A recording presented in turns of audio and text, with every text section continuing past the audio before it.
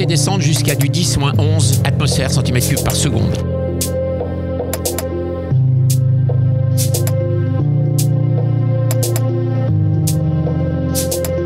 Petite histoire, la spectrométrie de masse, elle a été développée pour le projet Manhattan pour séparer l'uranium 238 et 235.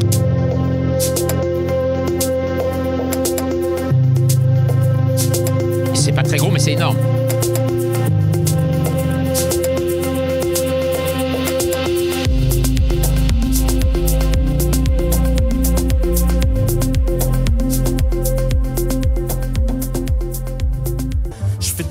Des petits trous, encore des petits trous, des petits trous, des petits trous, toujours des petits trous.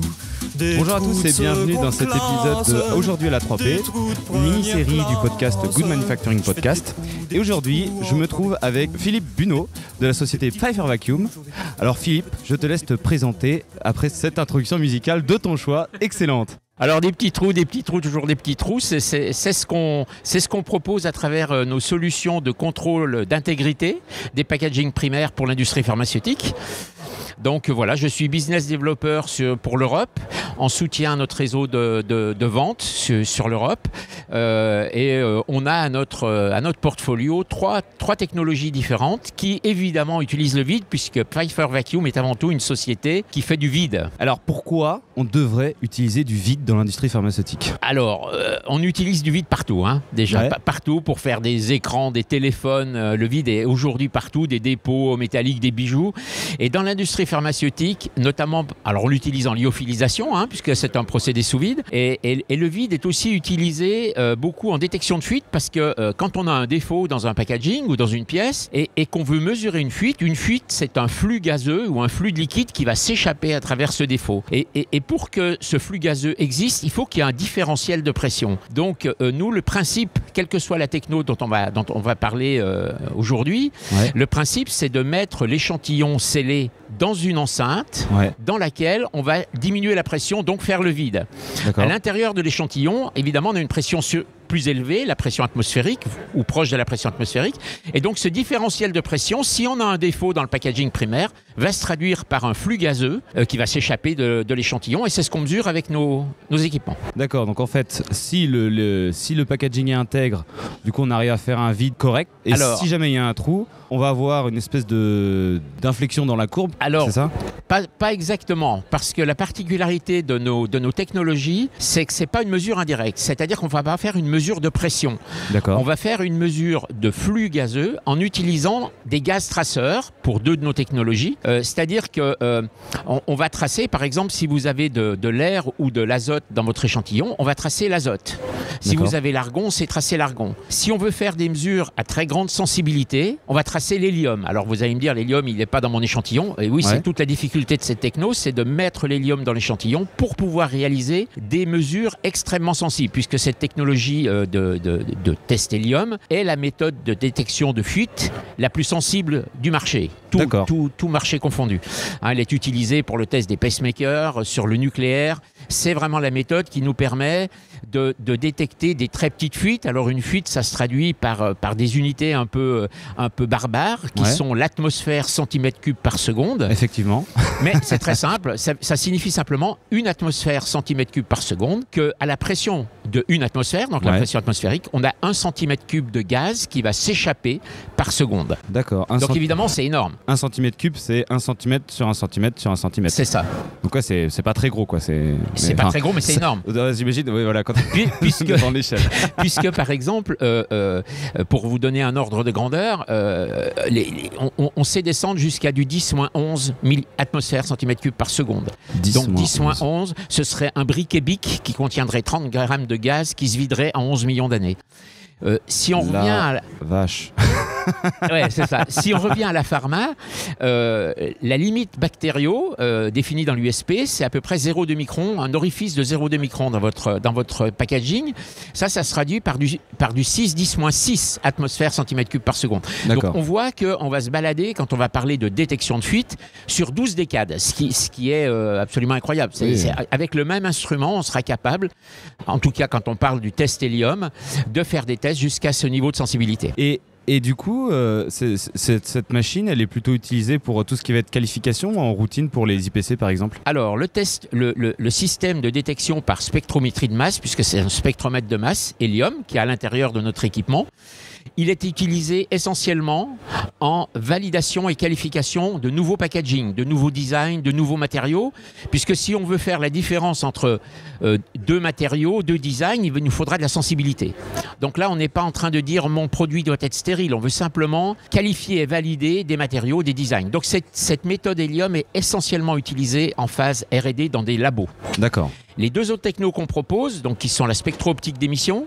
Donc la spectro-optique d'émission, c'est simple, on fait une aurore boréale dans notre capteur, okay. Et la lumière émise, on l'analyse. Ouais. Voilà, donc pour faire simple. Et l'autre, c'est un capteur de micro-débit. Donc là, c'est un peu plus, on va dire, basique. Hein. C'est un capteur de micro-débit qui est basé sur la perte de charge dans une canalisation. Ces deux méthodes sont utilisées en production. Peuvent être utilisées en production. Pourquoi? Parce qu'elles ne requièrent aucun gaz traceur spécifique, comme l'hélium. Oui, exact. Ouais. On va utiliser ce qu'on a naturellement présent dans le packaging, c'est-à-dire le headspace, qui peut être de l'air, de l'azote, ou dans certains cas de l'argon, du CO2. Le headspace, c'est du coup ce qui n'est pas rempli dans le flacon, quoi. C'est ça, c'est le volume de gaz qui, en général, est au-dessus de la substance active, qui est soit sous forme de poudre, soit sous forme liquide. D'accord. Alors, j'aimerais qu'on revienne 2 minutes sur le spectromètre de masse. Alors, si j'ai bien compris, on injecte de l'hélium dans notre packaging, quoi. C'est ça. Et ensuite, après, on fait le vide. Et après, l'éventuelle présence d'hélium va être détectée donc, par ce spectromètre de masse. Donc, je sais pas si c'est un time of flight, c'est ça? Donc, non, c'est pas un temps de vol. C'est pas un temps de vol. C'est vraiment le spectromètre de masse comme à ses débuts. Hein, ouais. Petite histoire. La spectrométrie de masse, elle a été développée pour le projet Manhattan, pour séparer l'uranium 238 et 235. Alors, qu'est-ce que c'est déjà un spectromètre de masse? Voilà. Alors, un spectromètre de masse, c'est quelque chose qui permet de séparer les atomes ou les molécules en fonction de leur masse, ou en fonction plus exactement du rapport masse-surcharge. Donc, c'est quelque chose qui se passe dans le gaz à basse pression. Un spectromètre de masse travaille dans le gaz à basse pression. Donc, nous, ça tombe bien, ce qu'on veut mesurer, c'est du gaz, et comme on fait du vide, on est à basse pression. Donc, voilà. Et donc, on va ioniser ce gaz, c'est-à-dire qu'on va créer des ions avec un faisceau d'électrons. Donc ça c'est ce qu'on appelle la chambre de ionisation qu'il y a dans le spectromètre. Ces ions, ensuite, on va les accélérer par un champ électrique. Ouais. Donc, ils vont tous avoir la même direction. Ils vont être unidirectionnels. Unidirectionnelle. Ouais. Et puis, ce qu'on va faire, c'est qu'on va venir mettre perpendiculaire à ce faisceau d'ions un champ magnétique qui va avoir pour conséquence de courber la trajectoire des ions. D'accord. Et plus l'ion va être léger, plus le rayon de courbure sera faible. Donc on comprend bien l'intérêt de l'hélium, hein, c'est la masse 4, donc juste après l'hydrogène, on va pouvoir faire des cellules surtout très compactes. C'est ce qui explique aussi, parce que l'uranium 238, les aimants, ils faisaient 3 mètres par 3, et pour le projet Manhattan, c'était un hippodrome avec 90 calotrons, on appelait ça comme ça, qui a permis de produire l'uranium 238, mais avec des rendements de dingue. Aujourd'hui, la spectrométrie de masse, c'est un outil d'analyse extrêmement sélectif, extrêmement performant. Dans notre équipement, il est calé sur l'hélium ou l'hydrogène, donc on est capable de détecter ces deux gaz. Après, il y a d'autres technologies, le temps de vol, le quadripôle, où là, on est capable de balayer pour aller sur des masses plus élevées.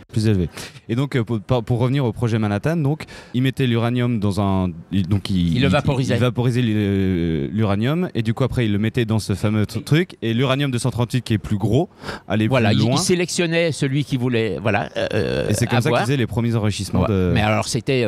on est d'accord, hein, c'était de la production homéopathique. Hein. Et donc, il y avait des installations mais gigantesques, pharaoniques, des terrains de foot entiers de spectro de masse qui produisaient l'uranium. Voilà, bon, c'est l'histoire.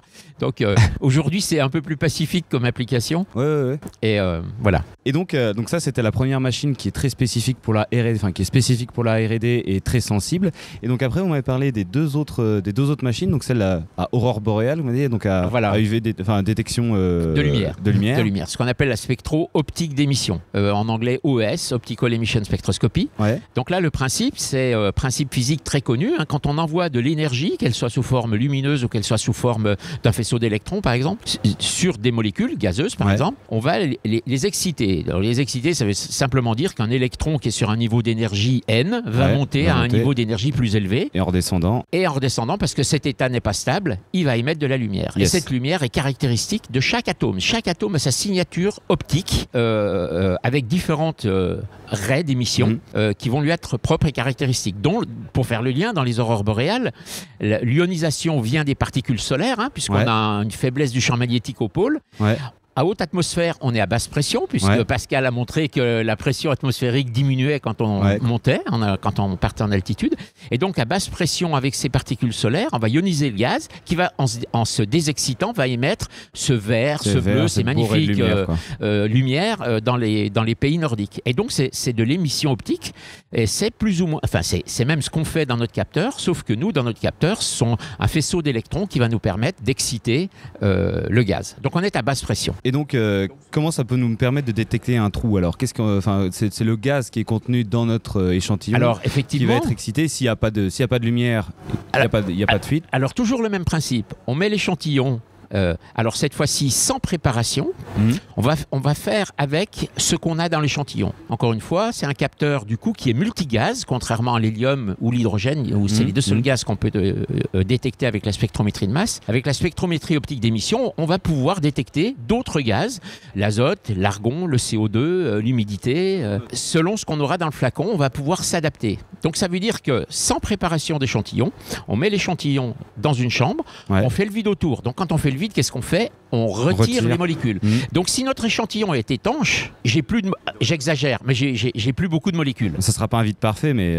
on est loin d'être un vide parfait, mais j'aurai plus beaucoup de molécules. Par contre, si mon échantillon fuit, par exemple fuit de l'azote ou fuit de l'argon, eh ben, je vais être capable de le détecter. Donc ça c'est moins sensible que la spectrométrie de masse, mais on est proche, en termes de limite de détection, du môle. On s'approche du môle, on sait détecter des défauts de 0,4 microns, le môle étant à 0,2, 0,3 microns orifice. Donc c'est une techno qui est relativement récente. D'accord. C'est un capteur qui a été développé par Pfeiffer Vacuum. Aujourd'hui, la techno est référencée comme Emerging Technology dans l'USP 1207. Donc c'est un premier pas. Et elle présente vraiment énormément d'avantages, simplicité de mise en œuvre, sensibilité, parce que comparativement, à l'exception de l'hélium, à toutes les autres technos disponibles sur le marché, c'est la plus sensible et la plus rapide. Donc c'est une techno prometteuse. Juste l'innovation dans le monde de la pharma, c'est parfois un petit peu compliqué. Mais aujourd'hui, on a de plus en plus de clients qui sont séduits par les possibilités qu'offre cette techno, soit en termes de sensibilité, soit en termes même de capacité de test en production, puisque on peut tester non seulement une seule pièce, mais un ensemble de pièces et toujours détecter un défaut très petit de l'ordre de 0,4 microns. Donc ça permet d'introduire une nouvelle approche par rapport au test en ligne, qui serait non seulement un test unitaire à haute cadence, mais un test par batch. Ah, on peut faire ça du coup. On peut faire ça. On a un résultat global. Ah, du coup, ça veut dire qu'on pourrait mettre tout le lot. Pas tout. Pas tout le lot. Une belle partie du lot. 20 fioles, 50 fioles ou seringues dans une chambre.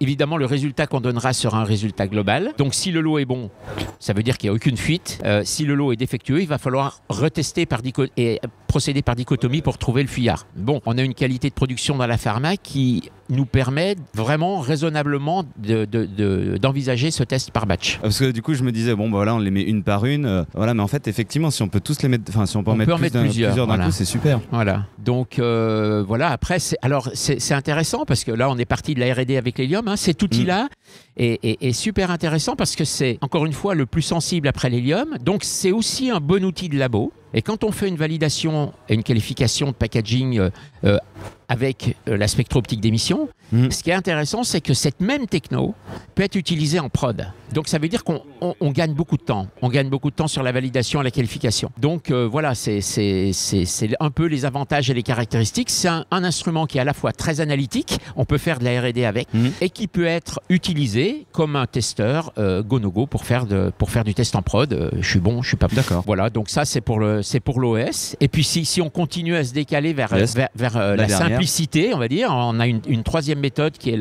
ce qu'on appelle le mass extraction. Ouais. Donc toujours le même principe. On met l'échantillon sans préparation dans une chambre dans laquelle on fait le vide. Yes. Et là, cette chambre va être connectée à une autre chambre à vide, avec entre les deux un capteur qui permet de mesurer des micro-débits, donc des débits de fuite. Donc là, ça serait une mesure directe du flux de fuite, pas du tout sélective, c'est-à-dire qu'on ne sera pas capable de faire la différence entre l'azote, l'humidité. On prendra tout le flux gazeux qui provient de la chambre et on donnera un résultat. Donc c'est une méthode simple qui est référencée à l'USP, extrêmement robuste. C'est référencé à l'USP, extrêmement robuste et qui convient parfaitement pour du test en production. Alors voilà, donc on a ce portfolio avec ces trois méthodes. Encore une fois, et ça c'est la caractéristique du CCIT, hein, il n'y a pas de solution parfaite. CCIT pour nos auditeurs. Container Closure Integrity Testing. Il n'y a pas de solution parfaite, il n'y a pas de technologie miracle. Ouais. On doit au cas par cas considérer à la fois le container et le contenu, et c'est ça qu'on doit adresser en termes de capacité de détection. Et donc, toutes les méthodes existantes sur le marché, parce qu'il y en a d'autres que celles qui sont proposées par Pfeiffer, ont leur raison d'être. Souvent, on ne mesure pas la même chose ou on mesure de manière différente, donc on n'a pas les mêmes informations. Et comme on en est souvent toujours dans la pharma sur des processus de validation de procédés, de qualification extrêmement pointus, toutes ces méthodes font sens en fait.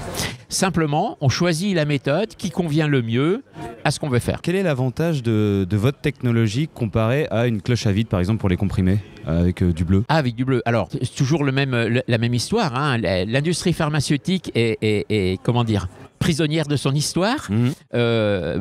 Contamination bactériaux, donc tests bactériologiques et bleu de méthylène, ça a été les premiers tests qui ont été faits pour tester l'intégrité d'un flacon. Et par nature, ces tests sont stochastiques, c'est-à-dire non déterministes, c'est-à-dire qu'il y a une part d'aléatoire dans ces tests. Avec ces technologies qu'on propose, on est dans des méthodes déterministes, c'est-à-dire qu'on est capable, par le calcul, de prédire à coup sûr ce qu'on va mesurer. D'accord. C'est ça le déterministe. Donc il n'y a pas de part du hasard. Donc ces méthodes sont rapides, déterministes, quantitatives, c'est-à-dire qu'on donne un chiffre, on ne dit pas c'est bleu, plus bleu, moins bleu, on donne un chiffre qui a un flux de fuite. Et pour certaines de ces méthodes, on donne un flux calibré, c'est-à-dire que ce qu'on mesure, c'est pas simplement un flux relatif où on se dit oui, je compare un master qui est une pièce étanche à une pièce fuyarde et je mesure 1 dans un cas, 10 dans l'autre. Non, ce qu'on va donner, c'est un flux calibré, c'est-à-dire que le flux de fuite en atmosphère centimètre cube par seconde, on va pouvoir le transformer en diamètre de trou ou en diamètre de canal par le calcul théorique. Donc ces méthodes déterministes sont du coup indépendantes de l'opérateur. Donc ce que vous êtes en train de me dire, c'est que grâce à ces machines, on arrive à avoir une connaissance du process et du coup un degré de maîtrise bien plus important que ce qu'on pourrait avoir avec des méthodes classiques, quoi. Exactement. Le bleu de méthylène, typiquement, hein, ça va dépendre un petit peu de sa mise en œuvre, mais on peut estimer que la limite de détection du bleu de méthylène, tout le monde s'accorde là-dessus, c'est entre 15 et 20 microns, un orifice de 15 à 20 microns. Avec ces méthodes, je vous l'ai dit, on peut descendre jusqu'à 0,4 microns avec l'OS. Donc, ça veut dire que le test ne nous prend pas plus de temps.